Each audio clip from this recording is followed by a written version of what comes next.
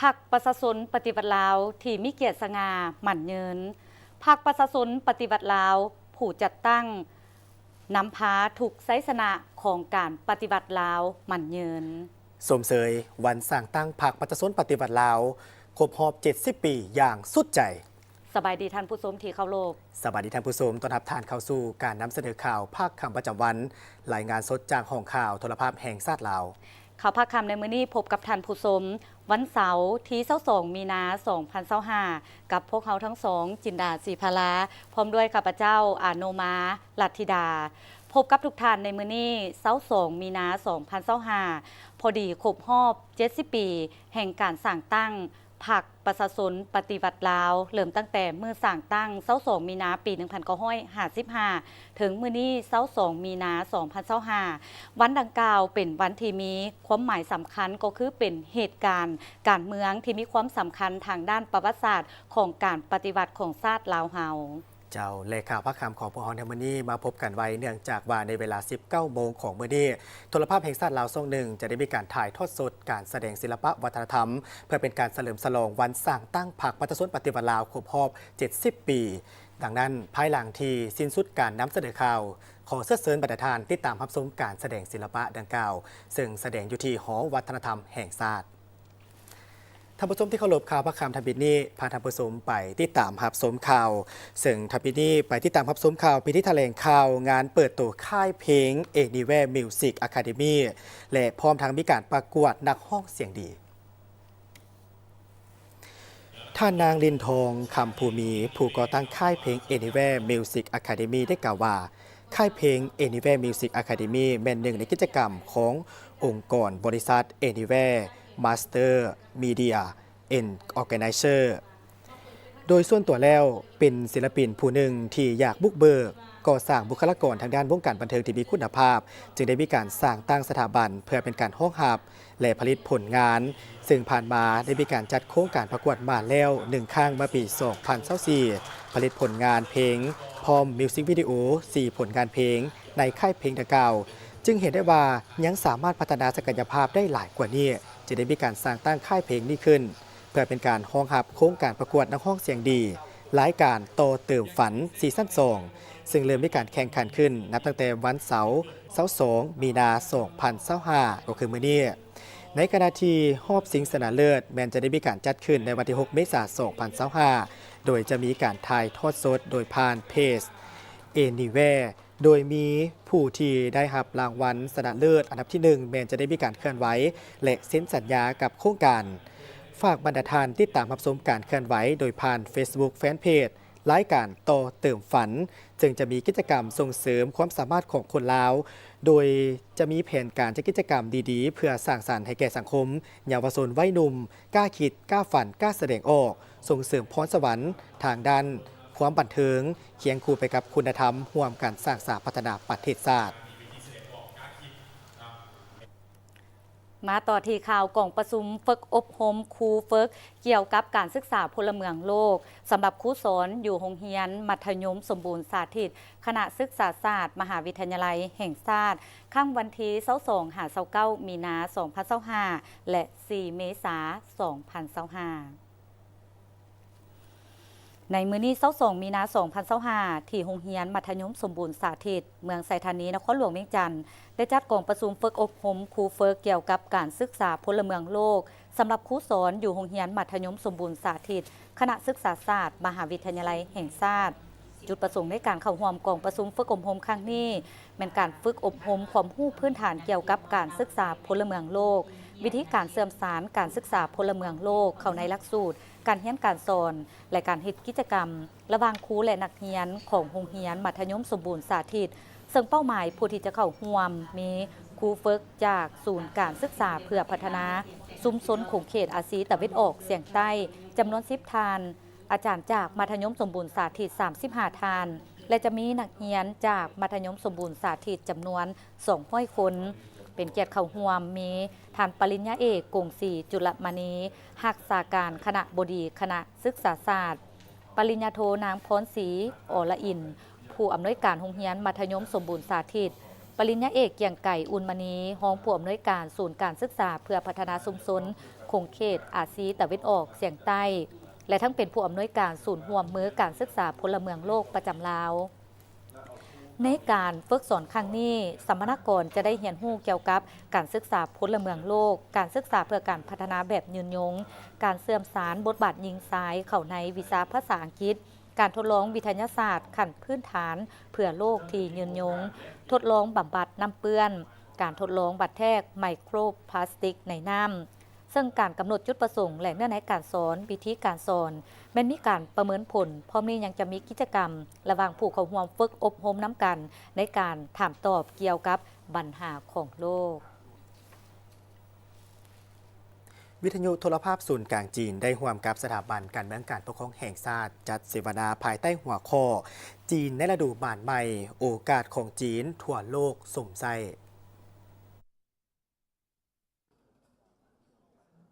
งานเสวนาครั้งนี้มีขึ้นในวันที่21มีนาคม 2022ที่สถาบันการเมืองและการปกครองแห่งชาติโดยการเข้าร่วมของรองศาสตราจารย์ภูวงศ์อุ่นคำแสนหัวหน้าสถาบันการเมืองและการปกครองแห่งชาติท่านนางฟังหงเอกอัครราชทูตจีนประจำลาวพร้อมด้วยบรรดาแขกรับเชิญครูอาจารย์และนักศึกษางานเสวนาดังกล่าวจัดขึ้นเพื่อเป็นการแลกเปลี่ยนความคิดเห็นถอดถอนบทเรียนและปรึกษาอนาคตร่วมกันเนื่องในโอกาสสาธารณรัฐประชาชนจีนสำเร็จกองประชุม2สภาของตนวางบุรุษมณีโอกาสดังกล่าวรองศาสตราจารย์ภูวงศ์อุ่นคำแสนได้กล่าวชมเชยผลสำเร็จของกองประชุม2สภาของจีนอันได้ยกให้เห็นปัญหาสำคัญหลายด้านที่บรรดาประเทศในโลกสามารถถอดถอนบทเรียนเพื่อนำไปใช้เข้าในการพัฒนาประเทศของตนเองหนึ่งในนั้นก็แม่นสาธารณรัฐประชาธิปไตยประชาชนลาวท่านเซิ่นไหทรงห้องหัวหน้าคณะโฆษณาอบรมศูนย์กลางพรรคคอมมิวนิสต์จีนประธานวิทยุโทรภาพศูนย์กลางจีน CMG ได้กล่าวผ่านวิดีโอว่า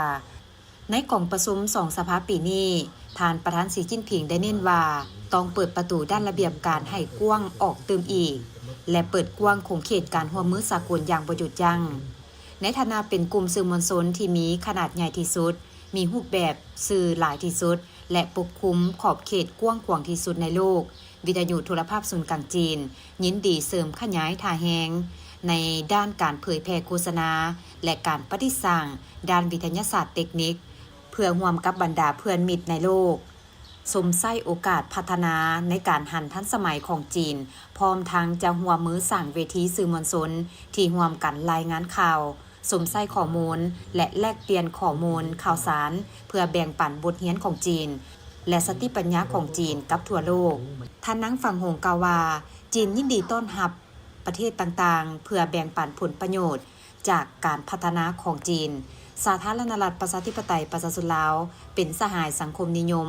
เป็นทางอ้ายน้องทั้งคู่ร่วมมือที่สำคัญที่สุดรัฐบาลจีนพร้อมที่จะสมทบกับรัฐบาลลาวเพื่อเสริมขยายการร่วมมือที่เป็นประโยชน์สร้างความคืบหน้าในการพัฒนาเส้นทางเศรษฐกิจจีนลาวในด้านต่างๆในการสัมมนาครั้งนี้ผู้เข้าร่วมจากหลายภาคส่วนสำคัญของภาครัฐและเอกชนของลาวได้ขึ้นบรรยายแลกเปลี่ยนในหลายหัวข้อเกี่ยวกับการหันเป็นทันสมัยแบบจีนและการพัฒนาด้วยคุณภาพสูงของจีนสายพัวพันระหว่างพรรคกับประชาชนเรียกงานการต่างประเทศการพัฒนาเทคโนโลยีก็คือ AI ของจีนการพัวพันและการร่วมมือของแขวงหลวงพระบางและแขวงหลวงน้ำทากับจีนและอื่นๆสถานทูตญี่ปุ่นประจำลาวจัดงานเลี้ยงทรงนักศึกษาที่ได้หับทุนไปศึกษาที่ประเทศญี่ปุ่นจำนวน12คนที่ได้หับทุนการศึกษามีระดับปริญญาโทปริญญาเอกระดับสั้นสูงหลักสูตรเทคโนโลยีและสั้นสูงทั่วไปโดยงานเลี้ยงทรงจัดขึ้นในวันที่20มีนาคม 2025โดยมีทานรองศาสตราจารย์ปริญญาเอกพุทธสิมลาวงศ์รัฐมนตรีกระทรวงศึกษาธิการและกีฬาประธานสมาคมมิตรภาพลาวญี่ปุ่นมีพนักงานจากองค์การที่เกี่ยวข้องและอดีตนักศึกษาลาวที่เคยไปศึกษาอยู่ประเทศญี่ปุ่นเข้าร่วมในปีนี้มีนักศึกษาจากลาวจำนวน12คนที่ได้รับทุนการศึกษาระดับปริญญาโทปริญญาเอกระดับสั้นสูงหลักสูตรเทคโนโลยีและสั้นสูงทั่วไปโอกาสนี้ทานโคอิซึมิซึโตมุ เอกอัครราชทูตญี่ปุ่นประจำสาธารณรัฐประชาธิปไตยประชาชนลาวได้แนะนำนักศึกษาที่จะเดินทางไปศึกษาอยู่ประเทศญี่ปุ่นให้มีการแลกเปลี่ยนบทเรียนวัฒนธรรมกับคนญี่ปุ่นให้หลายเพื่อนำมาเป็นบทเรียนและนำเสนอมนต์เสน่ห์ของประเทศลาวให้คนญี่ปุ่นได้รับรู้พร้อมกันนี้ท่านทูตก็ยังได้แสดงความหวังว่านักศึกษาลาวจะได้รับประสบการณ์ความรู้ทักษะที่ล้ำค่าอยู่ประเทศญี่ปุ่นและนำมาหมุนไส้ให้เกิดประโยชน์ประกอบส่วนในการพัฒนาประเทศชาติและภาคพื้นในอนาคตโอกาสเดียวกันนี้นางมินูภักดีอายุ24ปีที่ได้รับทุนการศึกษาไปศึกษาต่อระดับปริญญาโทอยู่ญี่ปุ่นก็ได้ตั้งหน้าให้นักศึกษาลาวมีคำเห็นแสดงความขอบใจมายังรัฐบาลญี่ปุ่นที่ได้ให้ทุนการศึกษาในครั้งนี้และยืนยันว่าจะตั้งหน้าศึกษาค้นคว้าหำเฮียนให้ดีและประสบผลสำเร็จ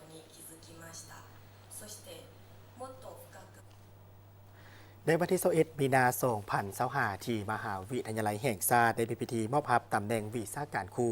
ขันศาสตราจารย์และห้องศาสตราจารย์มหาวิทยาลัยแห่งชาติสุดที่16โดยการเข้าร่วมของท่านห้องศาสตราจารย์ปริญญาเอกพุทธศิมาลาวงศ์รัฐมนตรีกระทรวงศึกษาธิการและกีฬาประธานสภาการศึกษาสั้นสูงแห่งชาติมีท่านศาสตราจารย์ปริญญาเอกบแสงคำวงศ์ดาราอดีตรัฐมนตรีกระทรวงแถลงข่าววัฒนธรรมและท่องเที่ยวประธานสภามหาวิทยาลัยแห่งชาติพร้อมโดยภาคส่วนที่เกี่ยวข้องเข้าร่วมโดยปฏิบัติตามดำรัสว่าด้วยตำแหน่งวิชาการครูอยู่สถาบันการศึกษาสั้นสูงฉบับเลขที่03ทับลบและคำแนะนำเกี่ยวกับการคัดเลือกและการทำห้องตำแหน่งวิชาการครูอยู่สถาบันการศึกษาสั้นสูงฉบับเลขที่1054ทับสสกมหาวิทยาลัยแห่งชาติได้มีการค้นคว้าและพิจารณาการเสนอขอตำแหน่งวิชาการครูขันศาสตราจารย์ห้องศาสตราจารย์อาจารย์และผู้ช่วยอาจารย์ให้แก่ครูอาจารย์สอนภายในมหาวิทยาลัยแห่งชาติมาฮอดปัจจุบันสภามหาวิทยาลัยแห่งชาติได้เสนอให้ขันถึงมอบตำแหน่งขันศาสตราจารย์และห้องศาสตราจารย์ให้แก่ครูสอนภายในและภายนอกของมหาวิทยาลัยแห่งชาติ15สุดในครั้งนี้ถือว่าเป็นครั้งที่16โดยท่านนายกรัฐมนตรีได้ออกดำรัสว่าด้วยตำแหน่งวิชาการครูของมหาวิทยาลัยแห่งชาติขันศาสตราจารย์จำนวน2ท่านคือได้แต่งตั้งห้องศาสตราจารย์ปริญญาเอกเดชานุราชแสงดวงเดชดำรงตำแหน่งศาสตราจารย์สาขาประวัติศาสตร์พัฒนาและแต่งตั้งห้องศาสตราจารย์ปริญญาเอกเวียงวิไลเทียงจันไซดำรงตำแหน่งศาสตราจารย์สาขากฎหมายอาญาเป็นเกียรติกล่าวมอบโดยห้องศาสตราจารย์ปริญญาเอกพุทธศิมาลาวงศ์รัฐมนตรีกระทรวงศึกษาธิการและกีฬาประธานสภาการศึกษาสั้นสูงแห่งชาติพร้อมทั้งมีคำเห็นว่าโดยอิงตามแผนยุทธศาสตร์การพัฒนาเศรษฐกิจสังคมฮอดปี2025ของภาคที่ได้วางออกโดยกำหนดจุดประสงค์และคาดหมายอยากจะแจ้งแนไซเหตุให้ประชาชนลาวหลุดพ้นออกจากความทุกข์ยากและเหตุให้ประเทศชาติหลุดพ้นออกจากสถานภาพประเทศด้อยพัฒนาเพื่อเป็นการบรรลุเป้าหมายดังกล่าวนั้นปัจจัยหนึ่งที่สำคัญที่มีลักษณะตัดสินกว่าหมู่ก็แม่นคนเพราะเป็นปัจจัยที่เป็นจุดใจกลางของแผนการพัฒนาทรัพยากรมนุษย์แม่นการพัฒนาคนให้มีความรู้ความสามารถมีคุณสมบัติสินธรรมปฏิวัติมีวิชาชีพมีสุขภาพพลานามัยที่สมบูรณ์มีความศิวิไลทางด้านจิตใจมีศิลปะมีระเบียบวินัยมีน้ำใจหักชาติหักประชาชนหักระบอบประชาธิปไตยของประชาชนเพื่อเป็นการสนองความมีความต้องการดังกล่าวตามภาระบทบาทในภารกิจปกปักรักษาและสร้างสรรค์พัฒนาประเทศชาติในระยะใหม่ตื่มอีกครูอาจารย์พร้อมด้วยนักเรียนโรงเรียนประถมสมบูรณ์โศกปะหลวงและนาไฮเดียวเฉลิมฉลองวันสากลฟรังโกโฟนีครบรอบ55ปี20มีนา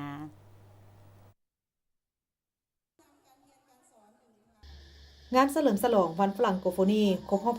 55ปีจัดขึ้นในวันที่21มีนา2025ที่โรงเรียนประถมสมบูรณ์โศกปะหลวงเข้าร่วมมีคณะอำนวยการโรงเรียนประถมสมบูรณ์โศกปะหลวงนาไฮเดียวต่างหน้ากระทรวงศึกษาธิการและกีฬาแผนกศึกษาธิการและกีฬาบรรดาเมืองและภาคส่วนที่เกี่ยวข้องเพื่อเป็นการระลึกถึงวันสำคัญดังกล่าวนี้บรรดาประเทศฝรั่งโกโฟนีก็คือสาธารณรัฐประชาธิปไตยประชาชนลาวได้มีการจัดเฉลิมฉลองขึ้นทุกๆปี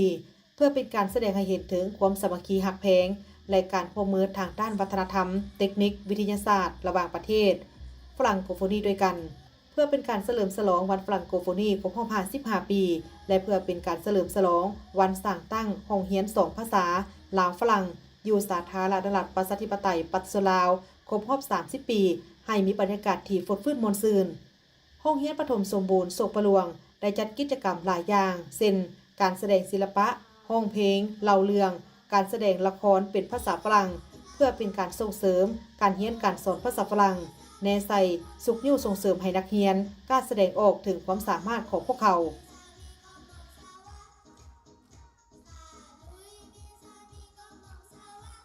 จุดประสงค์ในการจัดงานของโกโฟนีในมื้อนี้แม่นเพื่อเฉลิมฉลองวันสากลของโกโฟนีและเพื่อเฉลิมฉลองวันสร้างตั้งห้องเรียน2 ภาษาลาวฝรั่งของพวกเขาครบรอบ30 ปีและจุดประสงค์ในการจัดแม่นเพื่อให้นักเรียนได้แสดงความรู้ความสามารถของพวกเขาที่เขาเจ้าได้เรียนมาให้บรรดาทานผู้ปกครองได้รู้ได้เห็นเกี่ยวกับความสามารถความสำคัญของห้อง2 ภาษาลาวฝรั่งสำหรับการเรียนภาษาฝรั่งนี้แม่นสามารถเป็นพื้นฐานให้แก่ภาษาอื่นได้เพราะว่าภาษาฝรั่งเป็นภาษาที่ยากถ้าว่าน้องนักเรียนมีพื้นฐานที่แน่นแม่นมันจะอำนวยความสะดวกให้แก่บรรดาน้องนักเรียนที่เรียนภาษาอื่นๆเช่นว่าภาษาอังกฤษภาษาจีนต่างๆมื้อนี้หลานมาแสดงละครและก็ร้องเพลงหลานเรียนภาษาฝรั่งมา3 ปีหลานรู้สึกดีใจหลายที่ได้เรียนภาษาฝรั่งหลานเรียนภาษาฝรั่งย้อนว่าหลานจะได้เว้ากับคนฝรั่งได้ของขึ้นรัฐบาลฝรั่งและรัฐบาลลาวได้สร้างโครงการร่วมมือโรงเรียน2 ภาษากลาดบิแลงขึ้นซึ่งได้ดำเนินภายหลังที่ได้มีการเซ็นสัญญาร่วมมือในปี 1995 ในศกเรียน 1995 ถึง 96 กลาดบิแลงได้ไขขึ้นในสั้นเรียนป .3 1 โรงเรียนประถมโศกประลวงและ1 โรงเรียนอยู่โรงเรียนประถมนาให้เดียวมีนักเรียน50 คนมาถึงปัจจุบันโรงเรียน2 ภาษาได้มีการเติบใหญ่และขยายตัวมีวิชาเรียนทั้งหมด10 วิชาเรียนภาษาฝรั่ง8 ชั่วโมงและ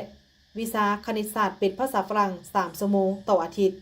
โดยนักเรียนแต่ละโรงเรียนแม้นได้เข้าเรียนอยู่ห้องกิจกรรมภาษาฝรั่ง Espace Francophone 1 ชั่วโมงต่ออาทิตย์เพื่อเฮ็ดกิจกรรมต่างๆเช่นการอ่านการฟังการเบิ่งวิดีโอการเล่นเกมต่างๆสถานทูตญี่ปุ่นประจำลาวได้จัดกิจกรรมให้บรรดาสื่อมวลชนลาวเยี่ยมยามบรรดาโครงการของรัฐบาลญี่ปุ่นในขณะการร่วมมือทางด้านเศรษฐกิจอยู่นครหลวงพิจันทร์ในโอกาสของการเฉลิมฉลองวันสร้างตั้งสายผูกพันการทูตระหว่างลาวญี่ปุ่นครบรอบ70 ปีกิจกรรมครั้งนี้จัดขึ้นให้สื่อมวลชนลาวไปเยี่ยมยามบรรดาโครงการอยู่นครหลวงเวียงจันทร์นำโดยท่านโทซิบิจิโกกะเลขาเอกหัวหน้าแผนกเศรษฐกิจและการร่วมมือท่านนางโยชิฮาชิอาสุกะหัวหน้าแผนกวัฒนธรรมสถานทูตญี่ปุ่นประจำลาวโอกาสนี้สื่อมวลชนลาวได้ไปเยี่ยมยามบรรดาโครงการที่รัฐบาลญี่ปุ่นให้การช่วยเหลือลาวเป็นต้นโครงการปรับปรุงน้ำประปาอยู่ศูนย์บำบัดน้ำจินายโมสมาคมแม่หญิงพิการอยู่บ้านดงโพสีเมืองหาดไซฟองซึ่งมีเป้าหมายยุทธศาสตร์เพื่อเป็นกระบอกเสียงให้กับแม่หญิงพิการส่งเสริมความก้าวหน้าทางด้านเศรษฐกิจของแม่หญิงพิการจากนั้นได้ไปเยี่ยมยามห้องหมอเศรษฐาธิราชสถาบันพัฒนาทรัพยากรมนุษย์ลาวญี่ปุ่นและเยี่ยมยามมอเบอรี่เมแบงค์แกลเลอรี่ห้องวางแสดงขายผลิตภัณฑ์ลาวอยู่บ้านโพนต้องเมืองจันทบุรีเป็นโครงการที่จะตั้งปฏิบัติอยู่นครหลวงเวียงจันทร์และแต่ละโครงการจะมีเซียวซานและอาสาสมัครขององค์การร่วมมือสากลลาวญี่ปุ่นมาประจำการอยู่แต่ละโครงการท่านทาสกะทาคุโร่ห้องเอกอัครราชทูตญี่ปุ่นประจำลาวให้ฮู้ว่าการร่วมมือด้านเศรษฐกิจกับประเทศลาวได้เริ่มมาแต่ปี 1969 และมีการช่วยเหลือในหลายรูปแบบโดยเฉพาะโครงการการก่อสร้างเขื่อนน้ำงืม1ขั้วมิตรภาพลาวไทยแห่งที่2ระหว่างแขวงสวรรณเขตหามุกดาหารการซ่อมแปลงเส้นทางเลขที่9ซึ่งเป็นเส้นทางเชื่อมต่อระหว่างประเทศเวียดนามและประเทศไทยนอนอยู่ในแล้วเศรษฐกิจแต่เป็นออกแต่เป็นตกที่สำคัญจะเชื่อมต่อไปถึงเมียนมาการก่อสร้างขัวปักเซและปรับปรุงอาคารผู้โดยสารสนามบินบัดไตพร้อมนี้ยังมีโครงการด้านกสิกรรมก็คือชลประทานอยู่ทางงอนโครงการก่อสร้างซ่อมแปลงโรงเรียนประถมมัธยมตอนต้นหลายแห่งและโครงการปรับปรุงปึ้มแบบเรียนวิชาคณิตศาสตร์ โครงการด้านสาธารณสุขได้ก่อสร้างอาคารปิ่นปัวห้องหมอเศรษฐาธิราชและห้องหมอแขวงจำปาสักการยกระดับสุขศาลาในเขตห่างไกลซอกลีการมอบวัคซีนและการพัฒนาความรู้ด้านวิชาการของพยาบาลพดุงครรภ์และโครงการกฎหมายเช่นการปรับปรุงประมวลกฎหมายแพ่งพร้อมนี้ยังมีการช่วยเหลือด้านเก็บกู้ระเบิดบ่ทันแตกที่นอนอยู่ในเป้าหมายที่ 18 ของการพัฒนาที่ยืนยงของประเทศลาวการร่วมมือด้านไฟฟ้าคมนาคมต่างๆการช่วยเหลือจากประเทศญี่ปุ่น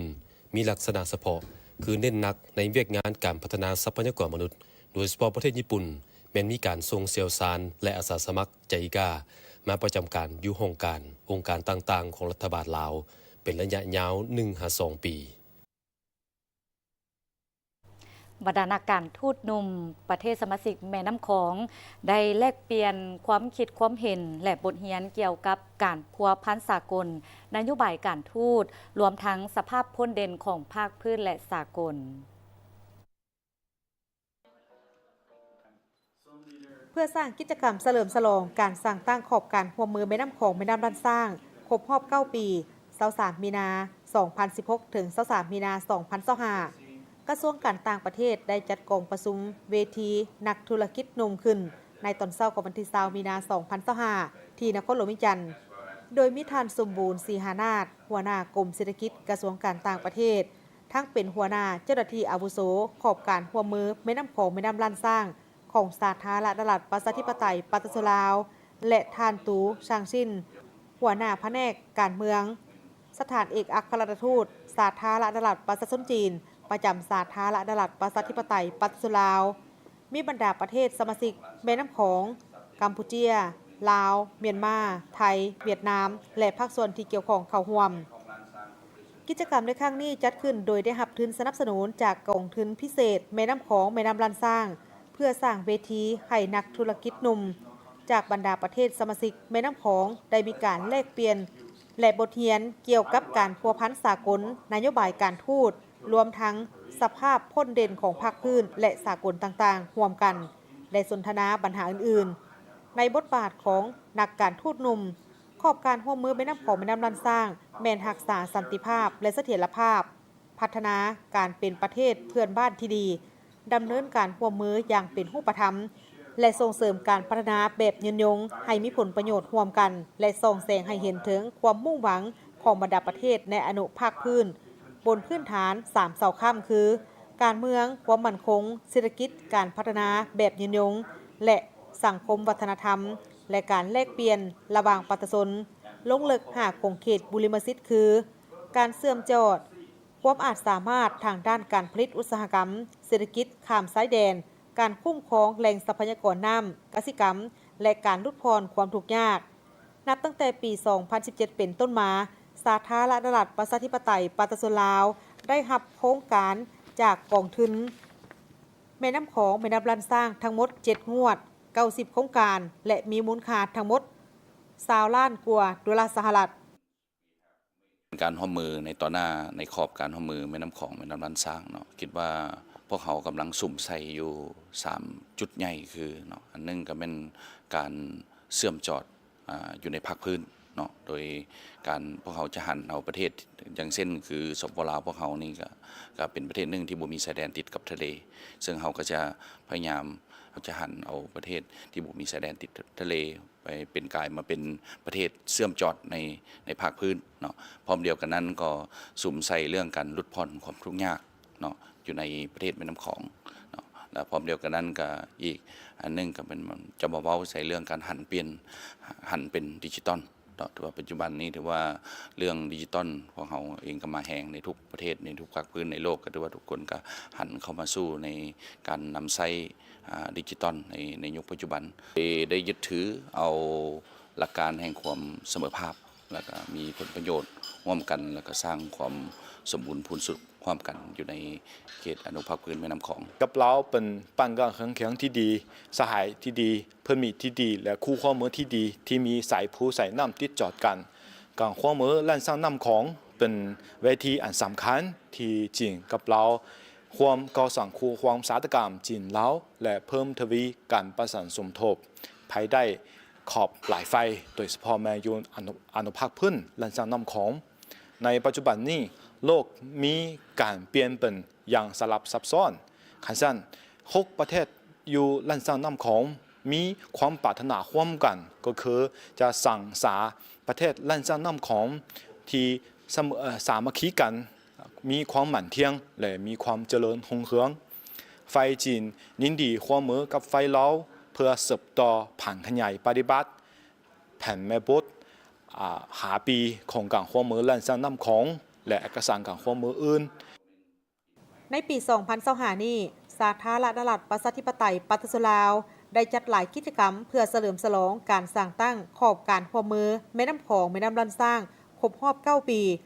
นอกจากกองประชุมเวทีสนทนาแล้วยังมีการวางแสดงรูปภาพการเคลื่อนไหวเวทงานเกี่ยวกับการร่วมมือแม่น้ำของแม่น้ำลันสร้างตื่มอีก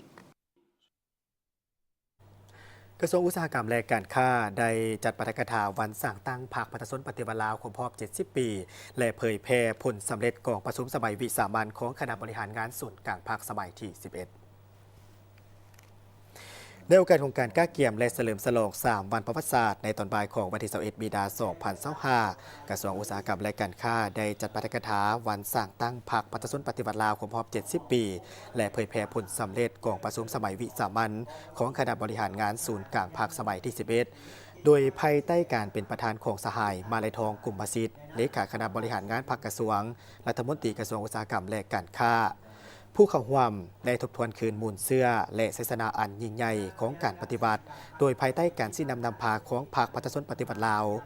ตลอดระยะ 70 ปีที่ผ่านมาที่พรรคเฮาได้มีการสิ้นนำพาอย่างเด็ดเดี่ยวมีวิทยาศาสตร์สามารถนำพา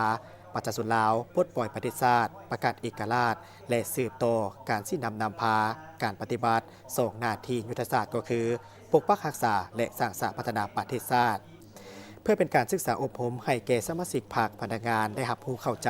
เกี่ยวกับประวัติศาสตร์และมูลเชื่อในการสิ้นนำพาของพรรคเพื่อเป็นการสรรเสริญคุณงามความดีความเสียสละอุทิศเหื่อแหงสติปัญญาเขาได้การต่อสู้กู้ชาติในระยะสงครามและเห็นได้ถึงผลงานอันใหญ่หลวงของบรรดาบรรพบุรุษผู้ที่ได้เสียสละชีวิตเพื่อประชาชนลาวและประเทศชาติพร้อมนี้ได้มีการเผยแพร่ผลสำเร็จกองประชุมสมัยวิสามัญของคณะบริหารงานศูนย์กลางภาคสมัยที่ 11 ได้มีการค้นคว้าพิจารณาการปรับปรุงรัฐธรรมนูญแห่งสาธารณรัฐประชาธิปไตยประชาชนลาวฉบับปี 2015 และมีการปรับปรุงกฎหมายว่าด้วยการปกครองท้องถิ่นและการสร้างตั้งตาแสงสืบต่อบูรณะรัฐประชาธิปไตยประชาชนให้สมบูรณ์ยิ่งขึ้นซึ่งเป็นการจัดตั้งปฏิบัติโดยมติกองประชุมใหญ่ครั้งที่ 11 ของพรรคเขาก็คือบรรดามติของศูนย์กลางภาคในระยะที่ผ่านมา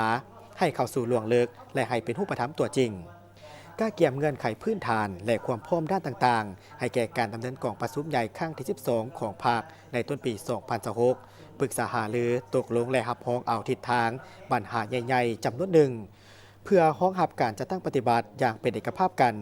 ภายหลังสำเร็จกองประชุมใหญ่ครั้งที่ 12 ของพรรคการปรับปรุงกงจากการจัดตั้งขันศูนย์กลางและขันท้องถิ่นเพื่อให้สอดคล้องกับหลักวิทยาศาสตร์ทางเป็นการสืบต่อบูรณะแนวทางเปลี่ยนแปลงใหม่เข้าสู่ล่วงลึกให้มีความสอดคล้องกับสภาพจุดพิเศษในลักษณะของการปฏิบัติของพรรคเฮาในเงื่อนไขใหม่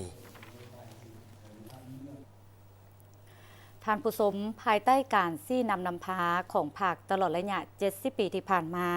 ได้เฮ็ดให้หลายโครงเขตได้รับการพัฒนาเป็นต้นโครงเขตโยธาธิการและขนส่งผลให้นักธุรกิจผู้ประกอบกิจการได้มีโอกาสพัฒนาพื้นฐานโค้งลางปรับปรุงซ่อมแปลงสถานที่สำคัญติดพันกับประวัติศาสตร์ของการปฏิบัติติดตามชมได้จากรายงานพิเศษ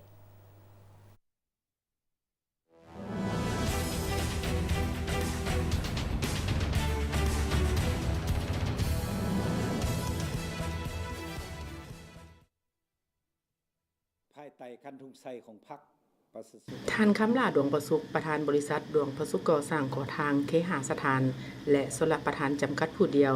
ได้มีทัศนะแสดงความรู้บุญคุณต่อการสิ้นนำพาของพรรคนับแต่อดีตจนถึงปัจจุบันสร้างเงื่อนไขให้ทุกโครงเขตได้รับการพัฒนาอย่างกว้างขวางเป็นต้นเรื่องงานโยธาธิการและขนส่งได้เอื้ออำนวยให้นักธุรกิจก็คือผู้ประกอบการได้มีโอกาส พัฒนาพื้นฐานโครงลางประกอบส่วนซ่อมแปลงบูรณะสถานที่สำคัญที่ติดพันประวัติศาสตร์การปฏิวัติลาวนับแต่ได้รับการสร้างตั้งขึ้นปี2009มาฮอดปัจจุบันเกือบ16ปีภายใต้การชี้นำพาของพรรคได้เฮ็ดให้บริษัทสามารถญาติผลงานหลายด้านและประสบผลสำเร็จเป็นก้าวๆผลงานอันพ้นดินแม่นรับเหมาก่อสร้างโครงการประวัติศาสตร์ที่ติดพันกับการปฏิวัติลาวคือมูลเสื้อกันต่อสู้กู้ชาติโดยเฉพาะโครงการก่อสร้างหอพิพิธภัณฑ์มูลเสื้อกองห้อยราชวงศ์สมัยผู้นำเสาหาทานอยู่เมืองเสียงข้อแขวงหอพันจุดประกาศกองห้อยราชวงศ์ก็คือกองทัพประชาชนลาวในปัจจุบันได้สำเร็จโครงการก่อสร้างอนุสรณ์สีทองวิลชนแห่งชาติอยู่บ้านนาหอยปังเมืองสังทองนครหลวงเวียงจันทน์สำเร็จระยะที่1และโครงการอื่นๆของรัฐและเอกชนบ่ว่าจะเป็นโครงการขนาดกลางขนาดใหญ่เกือบ60โครงการมูลค่ากลางล้นถึงเกือบ500ตื้อกีบแล้วภายใต้คันทุงไสของพรรคประชาชนปฏิวัติลาวเนาะพรรคเนาะยามใดเนาะก็ได้ถือว่าเป็น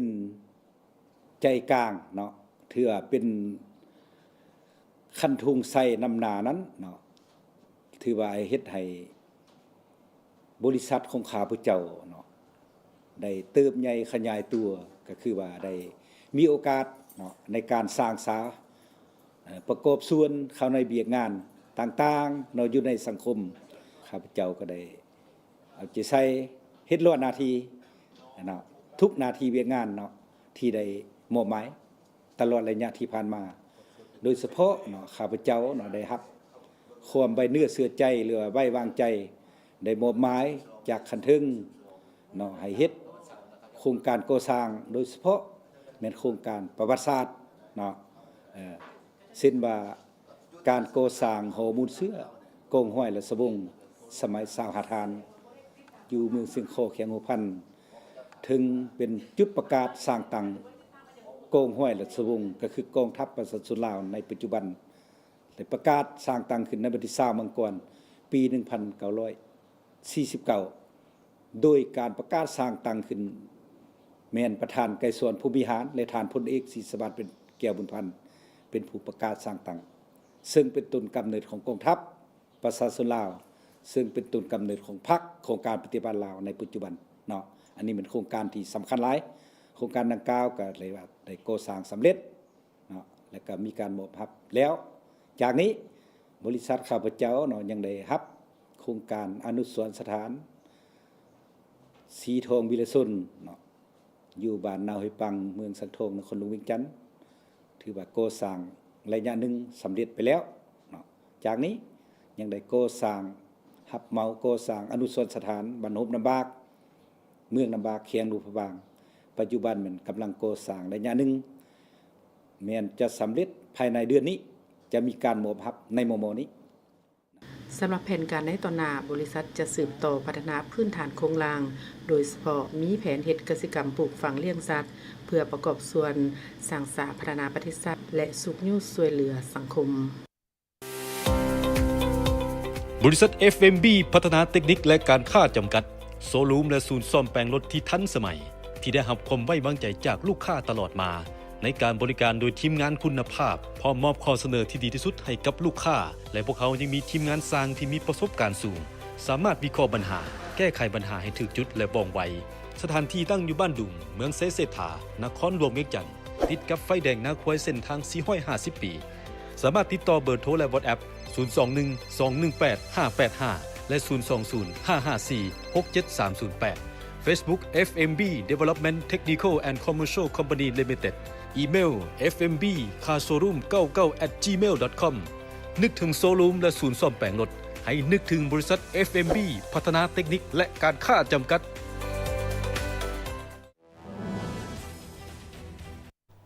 ท่านผู้ชมที่เคารพจากนี้ไปพอจะพากันก่อนอีกจังหน่อยกับมาติดตามรับชมการนำเสนอข่าวได้ตื่มอีก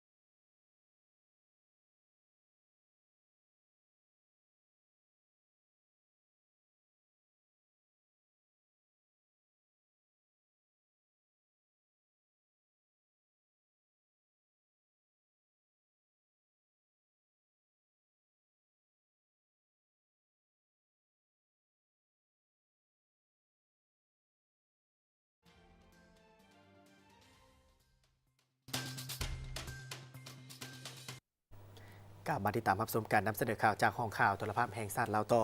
ไปติดตามรับชมภาพบรรยากาศของพิธีโฮมสุมนุมเฉลิมฉลองวันสร้างตั้งพรรคประชาชนปฏิวัติลาวครบรอบ70 ปี ในตอนเช้าของมื้อนี้มีความคึกครึ้มและมีความหมายทางด้านประวัติศาสตร์การปฏิวัติติดตามได้จากเอกสารที่ประจักษ์รายงานจากหอประชุมแห่งชาตินครหลวงวิจันทร์ในการโฮมสุมนุมใหญ่เฉลิมฉลอง70 ปีวันสร้างตั้งพรรคประชาชนปฏิวัติลาว22 มีนาปี 1955 22 มีนาปี 2025 ที่หอประชุมแห่งชาตินครหลวงเวียงจันทน์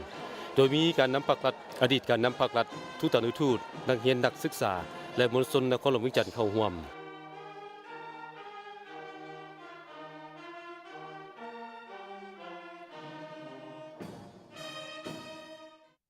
ซึ่งในงานโฮมชุมนุมสหายทองลุ้นศรีสุริตเลขาธิการใหญ่คณะบริหารงานศูนย์กลางพรรคประธานประเทศได้ขึ้นกล่าวศูนย์ท้อนพดตัวได้ยกให้เห็นมูลเสื้อการเติบใหญ่ขยายตัวนับตั้งแต่มือสร้างตั้งจนมาถึงปัจจุบันในวันที่22 มีนาปี 1955 อยู่ประเทศเฮาอยู่ดินแดนอันแสนฮักของประชาชนลาวเฮาได้มีเหตุการณ์ประวัติศาสตร์ที่สำคัญยิ่งเหตุการณ์หนึ่งเกิดขึ้นนั้นคือการกำเนิดของพรรคประชาชนปฏิวัติลาวการกำเนิดของพรรคการเมืองของชาติเฮาขึ้นครั้งนี้ถึงจะเป็นพรรคการเมืองที่ยังอ่อนน้อยที่หาก็สร้างตั้งขึ้นแต่มันได้กลายเป็นการเริ่มต้นของทวนไฟที่มีแสงสว่างอันศักดิ์สิทธิ์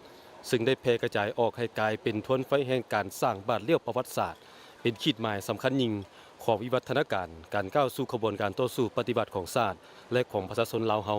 จึงเป็นชาติที่ได้เคยจมอยู่ในแอกปกครองของต่างชาติและระบบการปกครองที่เต็มไปด้วยความกดขี่ข่มเหงมาเป็นเวลานับพันปีการที่ชาติเฮาได้กำเนิดพรรคประชาชนลาวขึ้นมาที่เป็นพรรคการเมืองปฏิบัติที่ยึดมั่นลัทธิมาร์กเลนินเป็นการจัดตั้งการเมืองเป็นตัวแทนที่จงรักภักดีอย่างแท้จริงของประชาชนลาวผู้สืบทอดภารกิจอันสง่างามของพรรคคอมมิวนิสต์อินโดจีนที่สร้างตั้งขึ้นโดยประธานโฮจิมินห์ผู้ยิ่งใหญ่นับแต่ปี 1930 นั้นพรรคประชาชนลาวเป็นพรรคที่เต็มไปด้วยอุดมการณ์แนวทางการเมืองที่เด็ดเดี่ยวนำพาต่อสู่ปฏิบัติอันถูกต้องเพื่อนำพากระบวนการรักษากระบวนการต่อสู้ของประชาชนลาวที่ได้เกิดดีมาแล้วแต่เป็นกระบวนการรักษาที่ยังกระแจกกระจายเกิดขึ้นด้วยน้ำใจรักษาเครียดแค้นการกดขี่ขูดขีดที่นำโดยเจ้ากกเจ้าเหล่าอยู่ในประเทศเฮาในเวลานั้นเมื่อมีการกำเนิดของพรรคประชาชนลาวขึ้นพร้อมกับโครงการการเมืองสมรรถมิตรที่กำหนดนโยบายใหม่ทิศทางและบัตรก้าวเดินของการต่อสู้ปฏิบัติแบบใหม่พรรคได้กลายเป็นคันทุงและทวนไฟเยืองทางอันสว่างไสวให้แก่กระบวนการปฏิบัติและการต่อสู้กู้ชาติของประชาชนลาวเฮานับแต่นั้นมาภายใต้การนำพาของพรรคประชาชนลาวต่อมากลายเป็นพรรคประชาชนปฏิวัติลาวนั้นได้นำพาการต่อสู้กู้ชาติตั้งแต่น้อยไปหาใหญ่ตั้งแต่ต่ำไปหาสูงที่สามารถญาติได้จากศาสนานี้ต่อใส่ศาสนาใหม่ที่ใหญ่หลวงกว่าเก่าจนสามารถก้าวขึ้นญาติเอาความเป็นเอกราชแห่งชาติอำนาจอธิปไตยและพื้นแผ่นดินอันครบถ้วนมาให้ประเทศชาติและประชาชนเฮาอย่างมหัศจรรย์สร้างได้บาทเลี้ยวประวัติศาสตร์ของชาติลาวขึ้นในแผ่นดินลาวที่เป็นปิตุภูมิอันแสนหักและห่วงแหนของปวงชนลาวทั้งชาติจนเท่าทุกวันนี้พอได้มีการกำเนิดของพรรคประชาชนลาวขึ้นพร้อมกับโครงการการเมืองฉบับทำอิฐที่กำหนดนโยบายใหม่ทิศทางและบาทก้าวเดินของการต่อสู้ปฏิวัติลาวแบบใหม่พรรคได้กลายเป็นคันทุ่งและท่วนไฟเยืองทางอันสว่างไสวให้แก่ขบวนการปฏิวัติและการต่อสู้กู้ชาติของประชาชนลาวนับแต่นั้นมาภายใต้การนำพาของพรรคประชาชนลาวต่อมากลายเป็นพรรคประชาชนปฏิวัติลาวนั้นได้นำพาการต่อสู้กู้ชาติตั้งแต่น้อยไปหาใหญ่ตั้งแต่ต่ำไปหาสูงที่สามารถญาติได้ศาสนานี้ต่อใส่ศาสนาใหม่ที่ใหญ่หลวงกว่าเก่าจนสามารถก้าวขึ้นญาติเอาความเป็นเอกราชแห่งชาติอำนาจอธิปไตยและพื้นแผ่นดินครบถ้วนมาให้ประเทศชาติและประชาชนเฮาอย่างมหัศจรรย์สร้างได้บาทเดียวประวัติศาสตร์ของชาติขึ้นในแผ่นดินลาวที่เป็นปิตุภูมิอันแสนฮักและหวงแหนของปวงชนลาวทั้งชาติจนเท่าทุกวันนี้บนเส้นทางเดินของพรรคนับเป็นเวลา70 ปีมานั้นพรรคได้ผ่านพาสิ่งท้าทายทดสอบมานับประการและสามารถสะสมบทเรียนประสบการณ์ และถอดถอนออกมาเป็นแนวคิดทฤษฎีจากพฤติกรรมเป็นของตนเองที่สอดคล้องกับสภาพความเป็นจริงของประเทศเฮาได้หลายประการซึ่งพรรคเฮาได้มีข้อสรุปเป็นระยะมาแล้วและในโอกาสที่พรรคประชาชนปฏิวัติลาวมีอายุ70 ปีปีนี้พรรคเฮาฮู้สมทบแน่นการมูลไส้ลัทธิมาร์กเลนินกับแนวคิดไกรสอนพรหมวิหารอย่างประดิษฐ์คิดสร้างเข้าในเงื่อนไขตัวจริงของประเทศชาติทั้งฮู้สมทบทฤษฎีปฏิบัติกับกระบวนการรักษาของประชาชนบรรดาเผ่าในประเทศได้นำพาการก่อสร้างปรับปรุงและขยายกำลังจากกองคนควายปุกลุกก้าวขึ้นสร้างเป็นกำลังประกอบอาวุธที่มีระเบียบแผนการฮู้สมทบกำลังแห้งของกองทัพปฏิบัติกับกำลังแห้งของทั่วปวงชนสมทบกำลังประกอบอาวุธกับการคนควายและปลุกอุดมประชาชนบรรดาเผ่าบรรดาสั้นคนและกำลังการเมืองต่างๆให้สามัคคีเป็นจิตหนึ่งใจเดียวต่อสู้ภายใต้คันทุนของแนวลาวอิสระและแนวลาวสร้างชาติในเมื่อก่อนฮู้สมทบแน่นฮู้การต่อสู้ด้วยอาวุธกับการต่อสู้ทางการเมืองกฎหมายและการทูตการต่างประเทศอย่างคล่องแคล่วสมทบการต่อสู้ปิดลับกับการต่อสู้เปิดเผยถูกกฎหมายอย่างสอดคล้องกับการสั่งซากำลังตัวจริงทั้งตีทั้งเจรจาอย่างมีหลักการและมีการหันทิศต่อสู้อย่างมีไหวพริบฮู้สมทบกำลังแห้งภายในกับกำลังแห้งจากภายนอกเอาการปฏิบัติลาวติดพันอย่างสนิทแน่นกับการปฏิบัติเวียดนามและกัมพูเชียก็คือญาติแยงเอาการสนับสนุนเป็นใจและการร่วมมือช่วยเหลืออันใหญ่หลวงจากอดีตสหภาพโซเวียตสาธารณรัฐประชาชนจีนและของบรรดาประเทศสังคมนิยมไอ้น้องกำลังที่ฮักหอมสันติภาพและความก้าวหน้าอยู่ในทั่วโลกพฤติกรรมตัวจริงที่พิสูจน์ได้เห็นว่าแนวทางเปลี่ยนแปลงใหม่ที่พรรคพวางออกนั้นแม่นถูกต้อง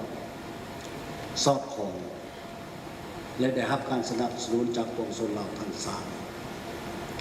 ถึงว่าสถานการณ์ของโลกได้ผันแปรไปอย่างไววาและซับซ้อนปันใดก็ตามแต่การปฏิบัติภารกิจเปลี่ยนแปลงใหม่ก็ได้รับมาสำคัญและเป็นพื้นฐานในหลายด้านตลอดมาโดยเฉพาะการพันขยายและการจัดตั้งปฏิวัติมติของกองประชุมใหญ่ครั้งที่11ของพรรคบนจิตใจยกความสามารถนำพาของพรรคเพิ่มทวีความที่เป็นฝึกแผนของประชาชนในชาติรับประกันเสถียรภาพทางด้านการเมืองอย่างนักแน่นพันขยายแนวทางเปลี่ยนแปลงใหม่เข้าสู่โลกลึกและสร้างการหันเปลี่ยนในการพัฒนาเศรษฐกิจสังคมเข้าสู่คุณภาพใหม่อย่างแข็งแรงยกระดับคุณภาพชีวิตของประชาชนให้สูงขึ้นสืบต่อนำพาประเทศชาติพ้นจากสถานภาพด้อยพัฒนาและก้าวเดินสู่จุดหมายสังคมนิยมมากผลที่ย้ายมาได้ใน70 ปีแห่งการนำพาของพรรคแม้นมากผลปฏิบัติอันใหญ่หลวงที่นำความเอกอ้างทะนงใจและความภาคภูมิใจเป็นอย่างยิ่งมาสู่พรรคและทั่วปวงชนลาวแต่ขณะเดียวกันปวงชนลาวทั้งชาติรับรู้แจ้งแล้วว่าภารกิจปฏิบัติและการนำพาประเทศก้าวเดินสู่จุดหมายที่กำหนดเอาไว้นั้นก็มีทั้งกาลโอกาสแต่ก็มีสิ่งท้าทายนานาประการยืนต่อหน้าสภาพการใหม่พรรคเฮามีภาระหน้าที่แบกหาบภารกิจปฏิบัติสร้างการหันเปลี่ยนที่แข็งแรงลึกซึ้งและรอบด้านที่กองประชุมใหญ่ครั้งที่11ของพรรควางออกและบรรดาทิศทางแผนนโยบายใหม่ที่จะรับรองในกองประชุมใหญ่ครั้งที่12ของพรรคก็คือการพันขยายแนวทางเปลี่ยนแปลงใหม่รอบด้านมีหลักการของพรรคเข้าสู่เรื่องลึกแท้เหมาะกับสภาวะความเป็นจริงของประเทศชาติและสภาพแวดล้อมสากลในเงื่อนไขใหม่ท่านผู้ชมที่เคารพในโอกาสเดียวกันนี้ผู้เข้าร่วมพิธีโฮมซุมนุ้มใหญ่ระดับชาติเฉลิมฉลองบรรษางตั้งพรรคประชาชนปฏิบัติลาวครบรอบ70 ปี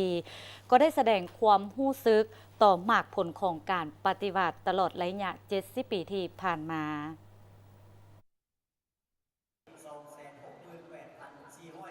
มีความรู้สึกภาคภูมิใจและปลื้มปิติเป็นอย่างยิ่งที่ได้มีโอกาสมีส่วนร่วมในการเข้าร่วมพิธีเฉลิมฉลองอย่างยิ่งใหญ่ครบรอบ70 ปีแห่งการสร้างตั้งพรรคประชาชนปฏิวัติลาวซึ่งในระยะ70 ปีที่ผ่านมานี้เห็นว่าผ่านขบวนการที่มีความละเอียดละเอียวของประวัติศาสตร์แห่งชาตินั้นพรรคได้เป็นผู้นำพาเหตุการณ์ปฏิวัติศาสตร์ประชาธิปไตยและได้ชัยชนะในปี1975จนพันวันนี้พรรคได้สู่ชนนำพาประเทศชาติก้าวขึ้นอย่างมีไสสง่างามซึ่งเห็นว่าพรรคได้นำเอาความสุขเอาสันติภาพเอาเอกราชเอาความอยู่ดีมาสู่ประเทศชาติข้าพเจ้าติดราคาสูงต่อกับการนำพาของพรรคขอแสดงความดีใจอีกครั้งหนึ่ง และก็มีความภาคภูมิใจอย่างยิ่งที่ได้เข้าร่วมการประชุมการเฉลิมฉลอง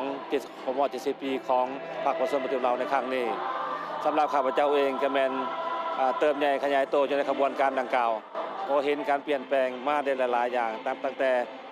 บทปล่อยมา175จนถึงปัจจุบันนี้เนาะอันหลักๆแม่นข้าพเจ้าเองก็ได้รับทุนการศึกษาได้รับโอกาสได้หลายอย่างพร้อมเดียวกันนี้หลังจากจบมาแล้วได้ประกอบส่วนสร้างสรรค์ประเทศชาติในหลายๆแขนงการและก็เห็นว่ามาฮอดมื้อนี้ภูมิใจหลายและดีใจอีกอย่างหนึ่งที่ว่ามีรุ่นสืบทอดต่อไปยิ่งจะเข้มแข็งและเฮ็ดให้ประเทศชาติเจริญยิ่งขึ้นกว่าเก่าอีกสำหรับข้าพเจ้าเองก็เป็นนักธุรกิจคนหนึ่งเนาะก็ซาบซึ้งต่อแนวทางนโยบายอันที่ดีของพรรคในการสนับสนุนและส่งเสริม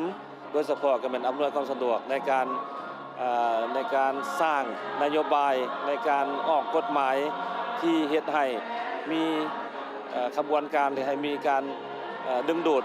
เข้ามาโดยเฉพาะเป็นการลงทุนและการสร้างแรงงานให้กับคนลาวสร้างขีดความสามารถได้มีการศึกษาได้มีฝีมือแรงงานที่ดีขึ้นมาหลายอย่างเจ้าพิธีโฮมสุมนุมครั้งนี้แม่นมีความหมายสำคัญอย่างยิ่งเพื่อร่วมกันหวนคืนขบวนวิวัฒน์แห่งการต่อสู้กู้ชาติแต่ละระยะของพรรครวมทั้งการปกปักรักษาและสร้างสรรค์ประเทศชาติแต่อดีตจนถึงปัจจุบันที่เต็มไปด้วยความสามัคคีและน้ำใจปฏิบัติโดยพื้นฐานก็ถือว่าแม่นมีความปิติยินดีเป็นอย่างยิ่งที่ว่าได้มีเกียรติเข้าร่วมเนาะสิ่งที่สำคัญที่สุดและก็แม่นได้รับฟังการกล่าวสุนทรพจน์ของสหายทองรุ่นศรีสุฤทธิ์เลขาธิการใหญ่และก็เป็นประธานประเทศแห่งสปปลาวซึ่งในนี้หั่นเพิ่นก็ได้เน้นว่าพรรคของพวกเราหั่นแม่นมีความสะดุ้งไว้ได้หมุนไส้ลัทธิมาร์กเลนินแนวคิดประธานไกรสอนพรหมวิหารเพื่อปรับใส่เข้าในสภาพจุดพิเศษของประเทศเฮาเนาะนี่ถือว่าประทับใจหลายเจ้าข้าพเจ้าก็แม่นอยู่ในแขนงอุตสาหกรรมและการค้าก็ถือว่าก็ได้มีการประกอบส่วนในด้านของการสุขยุ่ส่งเสริมการผลิตด้านอุตสาหกรรมการปรุงแต่งเนาะได้ประกอบส่วนในการสุขยุ่ส่งเสริมการค้าภายในการเจรจาร่วมมือการค้าต่างประเทศเฉลิมฉลองวันสร้างตั้งพรรคประชาชนปฏิวัติลาวครบรอบ70 ปีพวกเขาเป็นในนามมหาลัยแห่งชาติข้าพเจ้าได้ประกอบส่วนได้หลายอย่างโดยเฉพาะแมนการพัฒนาบุคลากรสร้างนักศึกษาให้มีความรู้ความสามารถเพื่อไปรับใช้ประเทศชาติก็เทียบใช้เมื่อก่อนนบรรดาทานก็คงสิเข้าใจว่าประเทศชาติของพวกเขายิ่งนับมือยิ่งมีการพัฒนายิ่งขึ้นไปขอแสดงความสมเสยและฮู้บุญคุณอย่างล้นเหลือนำพรรคประชาชนปฏิวัติลาวของพวกเขาที่ได้เสียสละเลือดเนื้อและก็เหือแหงสติปัญญาเพื่อในการพัฒนาประเทศชาติของพวกเขาวันสำคัญนี้ปวงชนลาวทั้งชาติสุดที่อาลัยอาวรณ์และจดจำล้ำลึกบุญคุณอันประเสริฐของผู้นำภาครัฐที่แสนเคารพหักเป็นผู้ที่นำพาก่อตั้งฝึกฝนหล่อหลอมทนุบำรุงสร้างภาคเฮาให้เติบใหญ่เข้มแข็งผู้นำพาภารกิจปฏิบัติและนำพาสร้างตั้งระบอบประชาธิปไตยประชาชนเป็นผู้ออกแบบบุกเบิกและนำพาภารกิจเปลี่ยนแปลงใหม่อยู่ประเทศชาติปวงชนลาวทั้งชาติจดจำล้ำลึกถึงวีรกรรมอันล้ำเลิศการเสียสละอันใหญ่หลวงของบรรดาผู้นำหุ่นก่อตั้งและหุ่นสืบทอดของพรรคตลอดไปพร้อมเดียวกันนั้นต่างหน้าสาวหนุ่มก็ได้แสดงความรู้สึกในการเข้าร่วมพิธีโฮมสุมนุมใหญ่ระดับชาติเพื่อเป็นการเฉลิมฉลอง70 ปีแห่งการสร้างตั้งพรรคประชาชนปฏิวัติลาวในพิธีโฮมสุมนุมครั้งนี้ได้มีกำลังประกอบอาวุธสาวผู้ออกแห่งงานและสาวหนุ่มได้ขึ้นแสดงความรู้สึกต่อชัยชนะขบวนวิวัฒน์แห่งการต่อสู้ปลดปล่อยชาติการเติบให้แข่งตัวและสุ่มใส่2หน้าที่ยุทธศาสตร์ก็คือการปกปักรักษาและสร้างสรรค์พัฒนาประเทศชาติน้องรู้สึกดีใจและมีความภาคภูมิใจหลายที่ได้ตั้งหน้าให้สาวหนุ่มได้มาเข้าร่วมพิธีโฮมสุมนุมใหญ่ที่เป็นระดับชาติที่ในวันสร้างตั้งพรรคครบรอบ70 ปีนี้ในฐานะที่เป็นสาวหนุ่มน้องมีความเอกอ้างทางน้องใจที่ได้เติบใหญ่และกำเนิดในสภาพแวดล้อมที่แห่งสันติภาพบ่ได้ทุกข์ยากท ทรมานบ่ได้เจ็บปวดจากสงครามบ่ได้เผชิญหน้ากับการกดขี่ขุนฮีของศักดินาและได้มีการฝึกฝนหล่อหลอมตนเองอย่างแท้จริงในนามเป็นสาวหนุ่มน้องจะสืบต่อฝึกฝนหล่อหลอมตนเองตั้งใจทำเรียนตั้งใจศึกษาทำเรียนเพื่อพัฒนาประเทศชาติให้เจริญก้าวหน้าต่อไปโดยรู้สึกดีใจและก็เป็นเกียรติหลายที่ได้มาร่วมงาน70 ปีของวันสร้างตั้งพรรคประชาชนปฏิวัติลาวต้องขออวยพรให้การนำพรรครัฐมีสุขภาพแข็งแรงและขอให้สำเร็จในหน้าที่เวียกงานนับแต่เมื่อสั่งตั้งพรรคประชาชนปฏิบัติลาวเป็นต้นมาสาวหนุ่มได้ถือขนานนามว่าเป็นแขนขวาของพรรคเป็นกระดูกสันหลังของชาติเป็นผู้สืบทอดภารกิจของพรรคและของประเทศชาติมีความภาคภูมิใจหลายที่ได้มาร่วมในงานสำคัญประวัติศาสตร์ลาวในมื้อนี้ในนามพี่น้องเป็นนักเรียนจากโรงเรียนม.2 มิตรภาพลาวเวียดนามน้องจะฝึกฝนหล่อหลอมตนเองให้กลายเป็นคนที่มีความรู้ความสามารถและสืบต่อนำพาประเทศชาติให้เจริญรุ่งเรืองสาวหนุ่มได้เคียงบ่าเคียงไหลกับพรรคตลอดมาพรรคได้ชี้ทิศยังทางให้สาวหนุ่มกำแน่นแนวทางการเมืองแนวคิดนำเอาแนวทางนโยบายมติคำสั่งของพรรคระเบียบกฎหมายของรัฐและหมุนเสื้ออันดีงามของพรรคของชาติตื่นตัวประกอบส่วนเข้าในการสร้างสาธารณประเทศชาติให้มีความหังมีเข้มแข็งรุ่งเรืองศิวิไลและยุติธรรมดังคำขวัญที่ว่าบ่ได้ยากสาวหนุ่มบุกบ่ได้ทุกข์สาวหนุ่มผ่านผ่าบ่ได้ชาติต้องการสาวหนุ่มขานอาสามาต่อที่ข่าวกระทรวงโยธาธิการและขนส่งประดับเหรียญการระลึก70 ปีพรรคประชาชนปฏิวัติลาวให้บรรดาสมาชิกพรรคพนักงานประจำการและบำนาญผู้ที่มีผลงานให้เกียรติประดับเหรียญโดยสหายงามประสงค์เมืองมณีเลขาคณะบริหารงานพรรครัฐมนตรีกระทรวงโยธาธิการและขนส่งบรรดาสมาชิกพรรคพนักงานประจำการและบำนาญที่ได้รับการประดับเหรียญในครั้งนี้มีทั้งหมด72 สหายหญิง4 สหายในนั้นสมาชิกพรรคบำนาญ63 สหายและสมาชิกพรรคประจำการ9 สหายการประดับเหรียญในครั้งนี้เป็นการย่องย้อสรรเสริญคุณงามความดีและผลงานอันใหญ่หลวงของบรรดาสมาชิกพรรคพนักงานที่ได้อุทิศตนเข้าในการปฏิบัติหน้าที่สร้างสรรค์พัฒนาประเทศชาติในระยะที่ผ่านมาจนฮอดปัจจุบันเฮ็ดให้ประเทศชาติได้รับการพัฒนาอย่างต่อเนื่องเศรษฐกิจสังคมมีการขยายตัวพร้อมนี้เป็นการยั่งยืนและจารึกสรรเสริญผลงานอันใหญ่หลวงของบรรดาสหายสมาชิกพรรคพนักงานปฏิบัติอาวุโสผู้ที่มีคุณงามความดีอุทิศเหื่อแห้งสติปัญญาประกอบส่วนปฏิบัติหน้าที่เวียกงานส่งหน้าที่ยุทธศาสตร์คือปกปักรักษาและสร้างสรรค์พัฒนาประเทศชาติในวันที่21 มีนาคม 2025ที่คณะผู้พันต่างประเทศศูนย์กลางภาคได้มีการประดับเหรียญการระลึกวันสร้างตั้งพรรคประชาชนปฏิวัติลาวครบรอบ70 ปีและประดับเหรียญการระลึก70 ปีวันสร้างตั้งคณะจะตั้งศูนย์กลางภาคให้แก่พนักงานรัฐกรที่ประจำการและอาวุโสบำนาญเป็นเกียรติเข้าร่วมมีสหายบุญเหลือพันดานุวงศ์เลขาคณะภาครักษาการหัวหน้าคณะผู้พันต่างประเทศศูนย์กลางภาคมีคณะบริหารงานพรรคคณะกรมพนักงานอาวุโสบำนาญและพนักงานสมาชิกพรรคเข้าร่วมในพิธีสหาย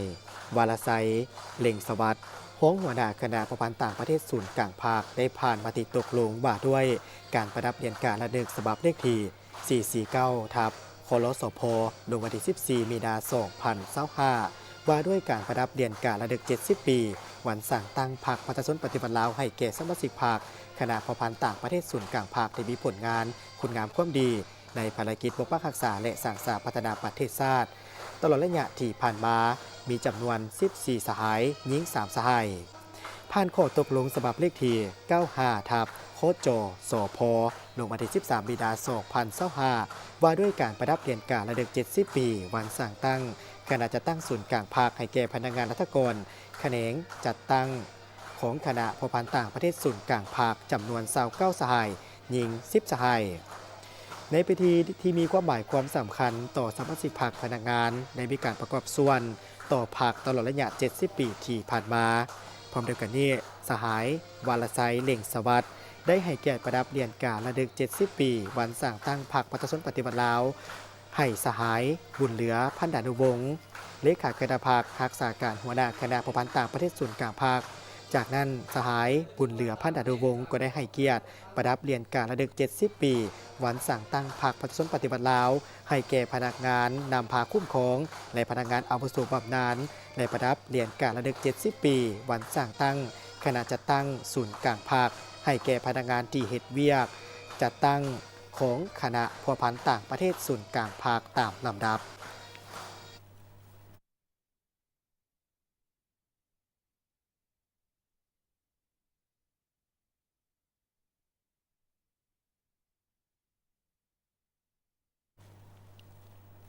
ท่านผู้ชมตามทิศซี่น้ำของกรมการเมืองศูนย์กลางภาคการปรับปรุงกงจักการจัดตั้งเป็นการบริหารจัดการองค์การเพื่อนำใช้ทรัพยากรอย่างประหยัดคุ้มค่าและเกิดประโยชน์สูงสุดมีประสิทธิภาพและยืนยง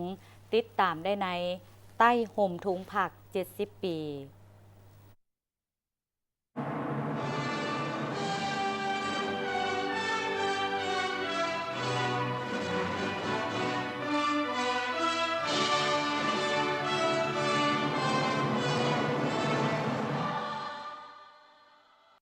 การปรับปรุงกงจักการจัดตั้งในครั้งนี้แม้นการปฏิบัติแนวทางการจัดตั้งของพรรคเฮาให้กระทัดรัดโรงเรียนมีประสิทธิภาพและเข้มแข็งเนื้อแท้แม้นการบริหารจัดการองค์การเพื่อนำใช้ทรัพยากรอย่างประหยัดคุ้มค่าและเกิดผลประโยชน์สูงสุดมีประสิทธิภาพและยืนยง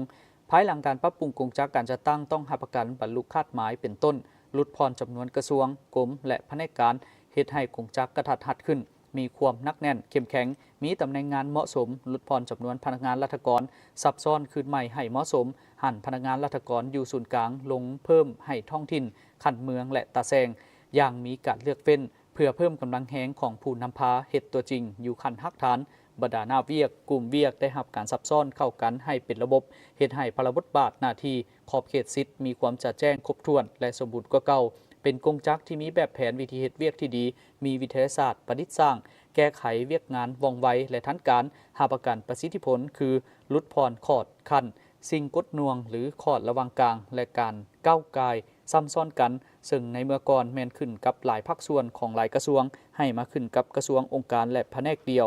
ลดพรทรงวางความหย่อท่อโยนความรับผิดชอบและการเอื้ออิงใส่กันสามารถเข้าถึงมีความโปร่งใสและตรวจสอบได้อย่างเป็นระบบเป็นกงจักที่สามารถขับเคลื่อนการพันขยายแนวทางแผนนโยบายและกฎหมายนิติกรรมเกี่ยวข้องที่วางออกได้เป็นอย่างดีมีความเป็นเจ้าการมีความสามารถปฏิบัติภาระบทบาทหน้าที่ของตนตามทิศหั่นเป็นมืออาชีพเป็นกงจักที่มีความบริสุทธิ์พุทธพองปฏิบัติหน้าที่ที่ถูกมอบหมายและให้บริการรับใช้ประชาชนอย่างแท้จริงบ่สร้างความรำคาญยุ่งยากเอารัดเอาเปรียบประชาชนเคลื่อนไหวตามแนวทางรัฐธรรมนูญและกฎหมายอย่างเข้มงวด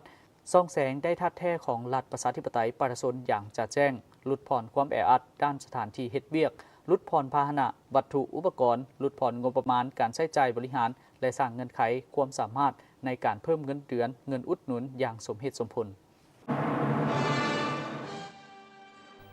ทางผู้ชมที่เคารพต่อไปเชิญทานที่ตามรับชมข่าวบันเทิง